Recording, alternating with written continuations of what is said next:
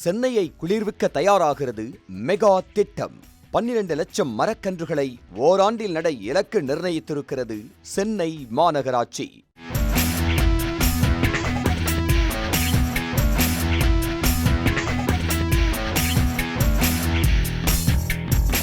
சென்னையில் அதிகரித்து வரும் வெப்பநிலையை கட்டுப்படுத்தி நகரின் பசுமை பரப்பை அதிகரிக்கும் வகையில் இந்த திட்டம் செயல்படுத்தப்படுகிறது.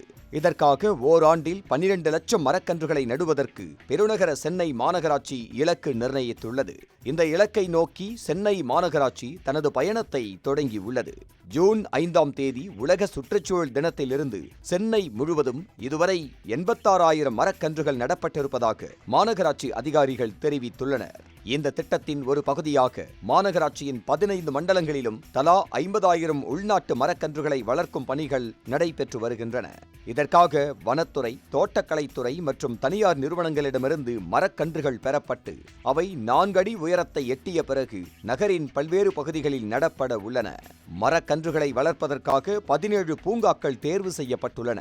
அவற்றில் திருவொற்றியூரில் உள்ள MRF பூங்கா, மணலியில் MMDA பூங்கா, மாதவரத்தில் சில்வர் ஸ்கை பூங்கா, ராயபுரத்தில் மின்ட் பூங்கா, திருவிக்க நகரில் மூலிகை பூங்கா, தேனாம்பேட்டையில் டர்ன்பில்ஸ் ரோடு பூங்கா, கோடம்பாக்கத்தில் நடேசன் பூங்கா, வளசரவாக்கத்தில் MS சுவாமிநாதன் ஈரநில பூங்கா உள்ளிட்டவை அடங்கும். இதில் நீர்மருது, நாட்டு பாதாம், சரக்கொன்றை, பூவரசு, புங்கன், குன்றுமணி உள்ளிட்ட உள்நாட்டு மர வகைகள் வளர்க்கப்படுகின்றன. மேலும் ஜூன் மாதத்தில் மட்டும் வனத்துறையிடமிருந்து பெறப்பட்ட 25,647 மரக்கன்றுகள் பள்ளிகள் உள்ளிட்ட 1000 இடங்களில் நடப்பட்டுள்ளன. அவற்றை பராமரிக்க தெளிப்பான் முறையில் நீர்ப்பாசனமும் மேற்கொள்ளப்பட்டு வருகிறது. இதற்கு முன்பு ஆண்டுக்கு 1 லட்சம் மரக்கன்றுகள் நடுவதே இலக்காக இருந்த நிலையில் இந்த ஆண்டு கடும் வெப்பத்தை சமாளிக்கவும் நகரின் பசுமை வளத்தை கணிசமாக உயர்த்தவும் 12 லட்சம் மரக்கன்றுகள் நடும் மிகப்பெரிய இலக்குடன் சென்னை மாநகராட்சி செயல்பட்டு வருகிறது.